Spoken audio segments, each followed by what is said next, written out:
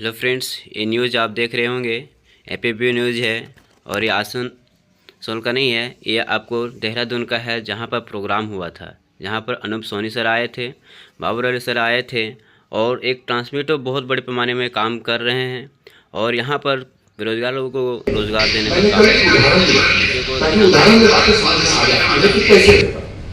मान लीजिए आपके पास 1000 पिन है, मानना क्या सबके पास 1000 पिन है, 1000 पिन। अब मान लीजिए वो पिन नहीं है बल्कि गन्ना, गन्ना का मतलब कटारी, कटारी समझते हैं आप लोग, गन्ना जिसको ऐसे पीस के रस निकालते हैं, वो गन्ना। कितने पीस गन्ना है आपके पास? सभी के पास 1000 पीस गन्ना है, स्टॉक में पड़ा हुआ है, आपके घर में पड़ा हुआ, आपके दुकान में पड़ा हुआ है। लेकिन ये गन्ना पड़ा हुआ निकलेगा तब ना कमाई आएगा। तो जब तक कि गन्ना निकलेगा नहीं, मेरा कमाई नहीं आएगा। और मैंने इस गन्ने को खरीदने के लिए कर्ज ले लिया। समझिए बात को, ये गन्ना अब पिन का उदाहरण के साथ सेट होगा। तो ये गन्ना बिकेगा कैसे?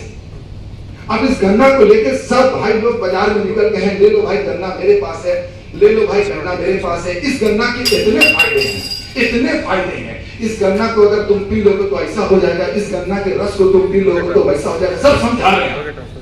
लेकिन बिक्री में उतनी तेजी नहीं हुआ। तो इस गन्ना की बिक्री की तेजी के लिए एक पर्व मनाना होगा, एक पर्व मनाना होगा। और अगर वो पर्व मना लिए तो सभी का गन्ना रातों रात बिक जाएगा। और उस पर्व का नाम है छठ पर्व। छठ मनाना होगा, छठ। छठ जानते हैं आप लोग क्या?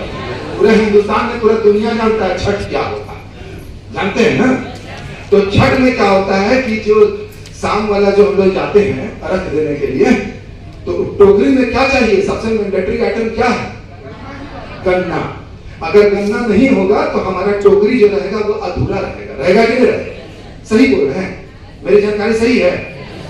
यानी बिना उस गन्ने के हम कैसे जाएंगे घाट पे?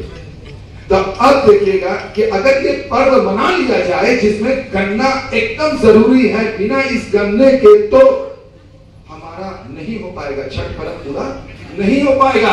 तो आइए मना लेते हैं छठ पर्व। गन्ना अपने आप निकल जाएगा। 1000 पीस उनके पास है, उनसे उठा के ले जाएगा। 1000 पीस आपके पास है, आपसे भी उठा के ले जाएगा। और इस छठ पर्व का नाम है हमारी संस्था में योद्धा।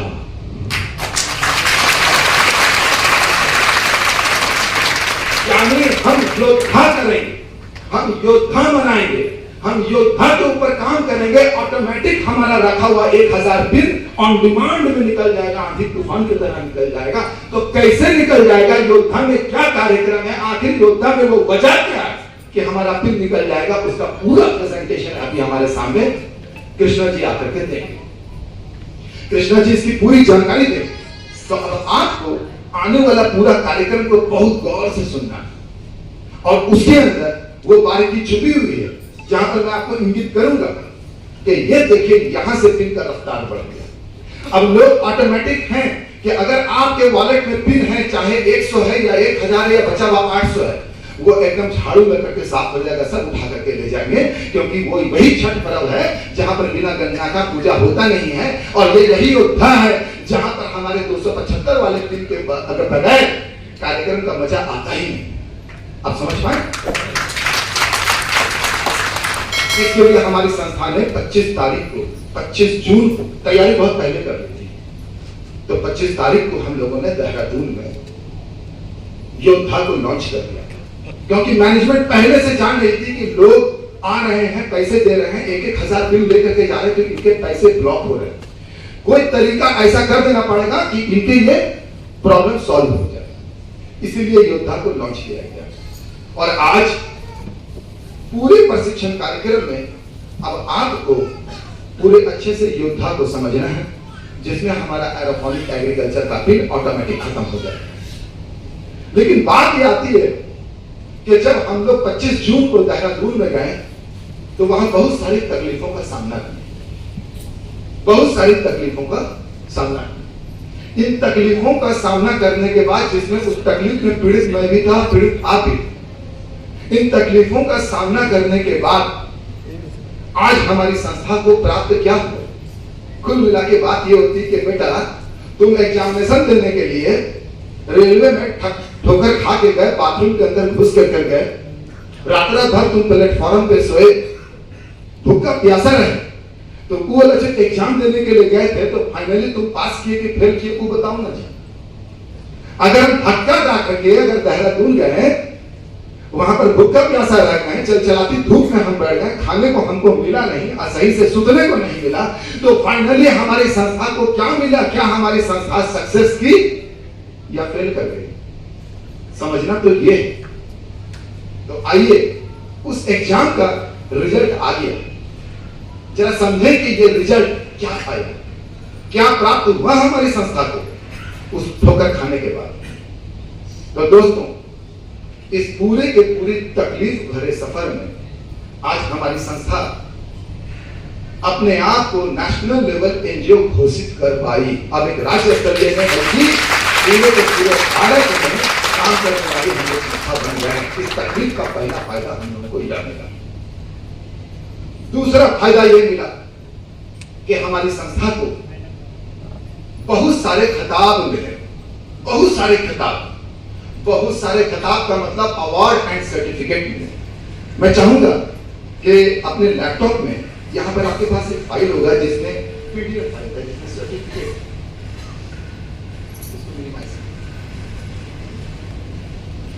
सोसाइटी में एक बहुत बड़ा बदलाव ला रहे हैं और इसके लिए हमारी संस्था को दिल्ली में बुला करके सम्मानित किया गया था। यह देहरादून के प्रोग्राम से पहले की बात है। उसके बाद जब देहरादून का प्रोग्राम हुआ तो हमें दूसरा अवार्ड मिला, और जो दूसरा अवार्ड मिला, इसके बाद की स्क्रीन, जो दूसरा अवार्ड मिला ये हम लोगों को, आपको पता होगा ना, वहां पर वर्ल्ड रिकॉर्ड तोड़ा था। वो जो वर्ल्ड रिकॉर्ड हम लोगों ने तोड़ा था, जिसमें लंदन की जो टीम आई हुई थी, तो उन्होंने कहा था कि हम लोगों ने कितनी सदस्यता बनाई थी और कितने लाख लोगों को हम लोगों ने सहायता राशि दी, ये ऑन रिकॉर्ड है। उसके बेसिस पे वो वर्ल्ड रिकॉर्ड बना था। लेकिन दोस्तों, वो जो वर्ल्ड रिकॉर्ड मिला था वो लंदन से मिला था, और जब हम लोग वहां से वापस आए तो खबर अंतरराष्ट्रीय बाजार में फैल गई और तुरंत यूएसए से वर्ल्ड रिकॉर्ड हम लोग को मिला। USA book of world record लेके हम लोग को सम्मानित किया, उसका सर्टिफिकेट हम लोग के पास आ गया। ये दूसरा सम्मान कि एक तरफ से लंदन से हम लोग को सर्टिफिकेट आ रहा है और शाबाशी आ रही है, और दूसरे तरफ से यूएसए से हम लोगों को शाबाशी और सर्टिफिकेट्स आ रहे हैं कि आप लोग जबरदस्त काम कर रहे हैं। मैं बताऊंगा इसका फायदा क्या है, मैं बताऊंगा। ये सर्टिफिकेट कागज का टुकड़ा नहीं, बल्कि आने वाला फंड खोलने का रास्ता है। जब तक आपके पास इस तरह के सर्टिफिकेट और इस तरह के अवार्ड और रिवॉर्ड नहीं रहेंगे, तो आपके एनजीओ को, यानी हमारे एनजीओ को बड़े बड़े जो फंड होते हैं, अंतरराष्ट्रीय और राष्ट्रीय फंड जो होते हैं, वो प्राप्त होने वाले नहीं है। आपको अपना क्रेडेंशियल दिखाना पड़ेगा, आप हैं कौन। इसके बाद जो तीसरा जो हम लोग को सर्टिफिकेट जो आपको पता है लंदन की तरफ से मिला था, जो आपकी स्क्रीन पे है, ये सर्टिफिकेट हम लोगों को वहां से प्राप्त हुआ था, वर्ल्ड रिकॉर्ड का। तो ये तो हम लोगों को 2 सर्टिफिकेट पहले मिला था, तीसरा सर्टिफिकेट यूएसए से मिला वहां से आने के बाद। उसके बाद जो सर्टिफिकेट मिला, वो कौन सा सर्टिफिकेट मिला, अगर उसको हम लोग नजर दौड़ाएं तो वो है Asian council for education and research, United kingdom global accreditation, UK से मिला था। ये यूके से हम लोगों को अगला अवार्ड आ गया। अब आप सोच सकते हैं कि देहरादून की गर्मी को अगर झेलने के बाद, भीतर रहने के बाद, अगर हमको पास का सर्टिफिकेट मिल रहा है, यूके, यूएसए और लंदन रिकॉग्नाइज कर रहा है कि ये संस्था है और जबरदस्त संस्था है, काम कर रही है, जबरदस्त काम कर रही है, तो ये हमारे लिए प्लस है। ये हम पास का सिग्नल दे रहे हैं, फेल का सिग्नल नहीं। समझ पाए? इसके बाद अगला अवार्ड आया। अमेरिका बोला हम थोड़ा ना पीछे हैं, ट्रांसमिटो बहुत अच्छा काम कर रहा है। अमेरिकन मेरिट काउंसिल ने सर्टिफिकेट दिया दोस्तों। यहां पर अमेरिकन मेरिट काउंसिल ने हमारी संस्था को रिकॉग्नाइज किया और सर्टिफिकेट दिया। ये अगला, तो कहानी यही खत्म हो गया क्या? बस इतने आया? अरे नहीं, बाबूजी के पास जब बच्चा खड़ा हुआ तो बाबूजी के सामने निकाल के बोल रहा हूं, बाथरूम में गए, भूखा रहे, प्यासा रहे, ठोकर खाए, लेकिन रुकिए, इतना सारा सर्टिफिकेट उठा करके लेकर के आए। इसलिए वो वाला दुख, वो वाला दर्द अब कम लगता है, लेकिन खुशी इससे ज्यादा मिलता है। बात समझे? इसके बाद एक और सर्टिफिकेट मिला। अब ये सर्टिफिकेट कहां से आ रहा है? यह आ रहा है global education research and development council की तरफ से आ रहा है। ये जो सर्टिफिकेट है ये भी यूके के ऑर्गेनाइजेशन हम लोगों को दे रही है कि wow what a best organisation of India. इस तरीके से ये अगला सर्टिफिकेट हम लोगों के पास आ गया। आफ्टर देहरादून प्रोग्राम की बात कर रहा हूं मैं। लोगों ने कहा कि देहरादून का रिजल्ट क्या है? देहरादून का वो रिजल्ट है जो सपने में कोई संसार 15 साल में भी नहीं सोच सकता, जो 2 साल में हम लोगों ने कर दिखाया आज।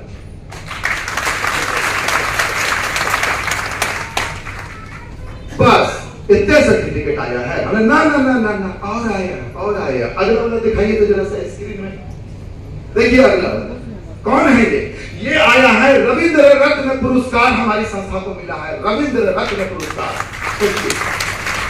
अरे गौरव की बात होती है इसे कि मिला, हो गया, मिल गया तसल्ली, मिल गया सब सर्टिफिकेट नहीं और आ गए तो और दिखाइए। भारत सेवा पुरस्कार 2024 मिला है। भारत सेवा पुरस्कार मिला हमारी संस्था को। बस सर बहुत मिल गया। कल एक और आया, लैपटॉप में डाल नहीं सके, इंडो स्पेनिश पुरस्कार मिल गया हम लोगों को। उसके बाद महाराष्ट्र के सीएम एकनाथ शिंदे साहब ने कहा कि साहब आइए 12 तारीख को सम्मान देना चाहते हैं आपकी संस्था को। 12 तारीख अगस्त महीने के 12 तारीख को मैं महाराष्ट्र में रहूंगा, साकिब सर महाराष्ट्र में रहेंगे और एकनाथ शिंदे साहब ने स्पेशली हम लोग को बुला करके सम्मान देना चाहा है। और यह सम्मान प्राप्त करने के लिए फिजिकली हम लोग को जाना पड़ेगा। टिकट हम लोगों ने करा लिए। 12 तारीख को महाराष्ट्र में एकनाथ शिंदे साहब से हमारी संस्था को सम्मान पत्र दिया जा रहा है। ये भी एक अच्छी बात है।